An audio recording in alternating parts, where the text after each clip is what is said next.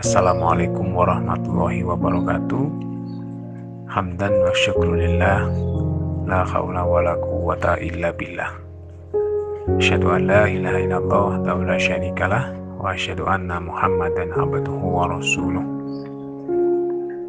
Alhamdulillah, kita masih bisa berjumpa dengan bulan Ramadan yang mulia ini,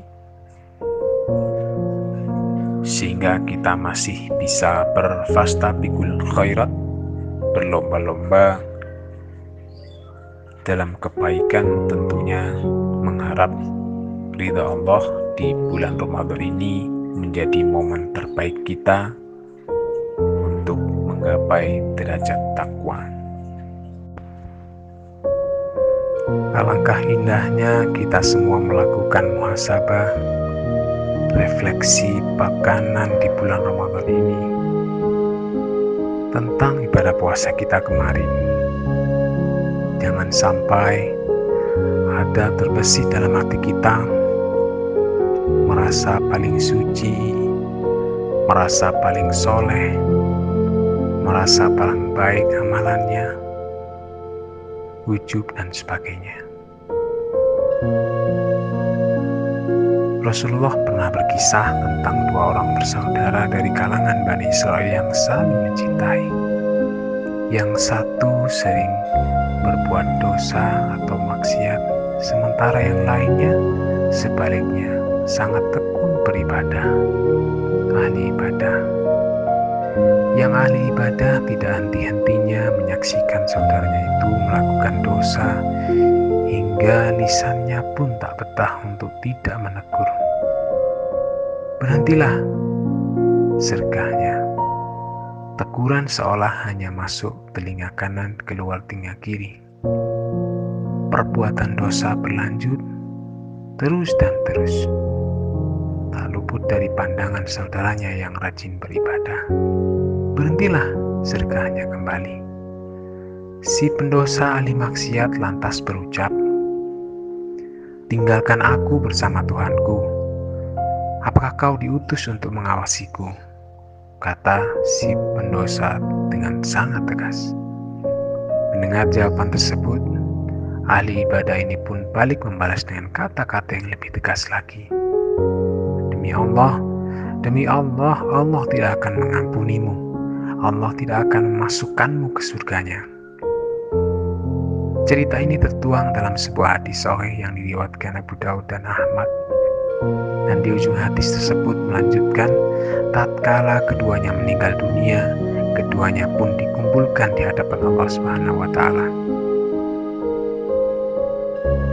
Kepada yang sungguh-sungguh beribadah, Allah mengatakan kepada ahli ibadah, "Apakah kamu merasa tahu daripada aku?" Ahli ibadah pun tidak bisa menjawab. Yang kedua, "Apakah kamu sanggup mengubah takdir yang ada dalam genggamanku?"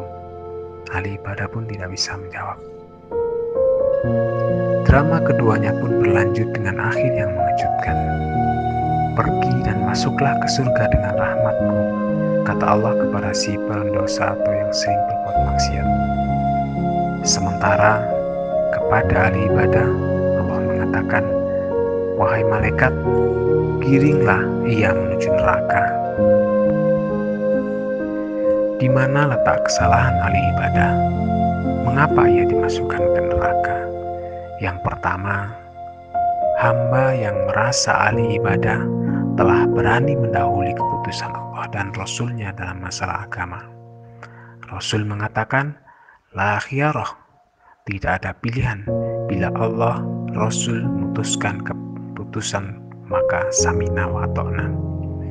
Allah dan Rasul belum memutuskan, maka seorang hamba tidak berhak untuk memutuskan terlebih dahulu. Sehingga di akhirat ahli ibadah dalam tanda kutip kecelik. Dia mengira setelah kematiannya akan masuk surga karena ia telah berbuat amal-amal yang banyak. Ternyata ia malah masuk neraka karena ia telah mendustai ayat Allah, Al-Hujurat ayat 1, "Ya ayyuhalladzina amanu la tuqaddimu baina yadayillahi wa rasulih wattaqullah." Wahai orang yang beriman, janganlah kamu mendahului Allah dan Rasul-Nya, dan bertakwalah kepada Allah. Yang kedua, Temannya yang ahli ibadah ini memutuskan perkara agama, dasarnya hanyalah sebuah prasangka.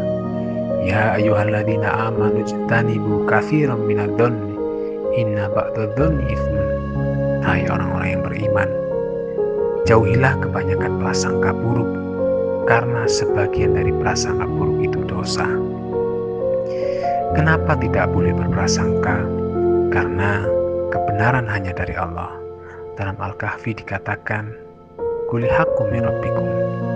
Sehingga bila menggunakan dasar prasangka, padahal prasangka adalah dosa, seolah-olah ia menjadi Tuhan baru, dan ia jatuh pada perkara ujub yang berbahaya. Dalam surat lain disampaikan bahwa dalam Az-Zumar, juga di Al-Hujurat, bahwa prasangka tidak berguna sedikit pun untuk mencapai kebenaran. Apa dampak dari mendustai ayat Allah tersebut? Disampaikan dalam Al-Kahfi 103 dan 100-106. Qul hal nunabbiukum bil akhsarina a'mala alladzina dhalla sa'yuhum fil hayati dunya wa hum yahsabuna annahum yuhsinuna sun'a.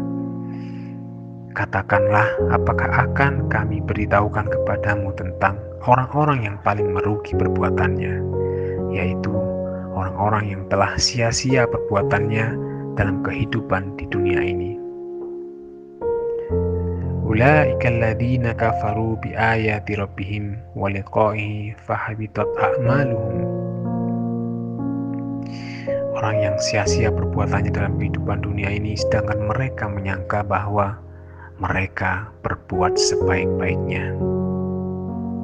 Mereka itu orang-orang yang kufur terhadap ayat-ayat Allah dan perjumpaan dengan Allah, maka hapuslah amalan-amalan mereka. Wahabitat a'maluhum fala nuqimu lahum yaumal qiyamati wazna. Dan kami tidak mengadakan suatu penilaian bagi amalan mereka pada hari kiamat. Demikianlah balasan mereka itu di neraka jahanam, disebabkan kekafiran mereka dan menjadikan ayat-ayatku dan rasul-rasulku sebagai olok-olok. Kemudian, mengapa ahli maksiat dimasukkan ke dalam surga? Karena rahmat Allah yang pertama. Dia dimasukkan ke surga karena Allah lah yang berhak atas kehendak tersebut. Sehingga seolah-olah menyampaikan kepada kita bahwa hanya Allah lah yang sanggup memberikan pengampunan dan rahmatnya kepada siapapun. Karena rahmatku, dia masuk surga, kata Allah. Yang kedua, karena ahli maksiat masih mengakui Allah. Dalam kalimatnya di hadis terdahulu ia mengatakan, jangan hiraukan aku, seolah-olah kamu diutus untuk mengawasi aku.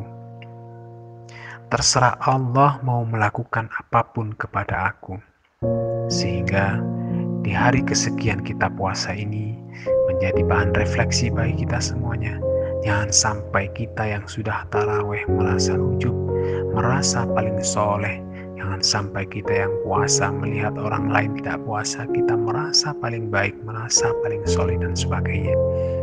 Ada orang yang beramal soleh dari awal hingga akhir, tinggal sejengkal ajalnya yang tiba dan ia yakin pasti masuk surga. Ternyata di akhir ajalnya dia melakukan amalan neraka. Fahuwa finnar. Kenapa? Karena mendustai Allah.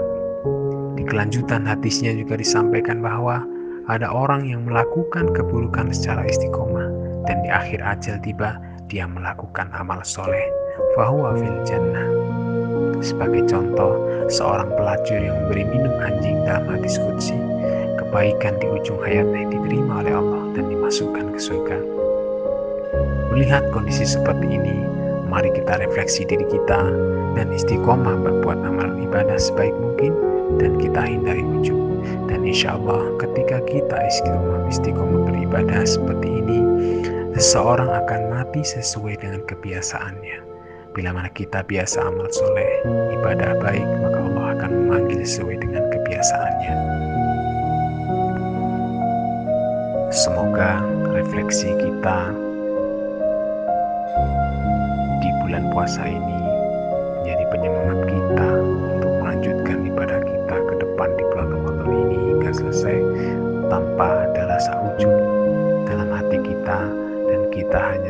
ridho dari Allah Subhanahu wa Ta'ala.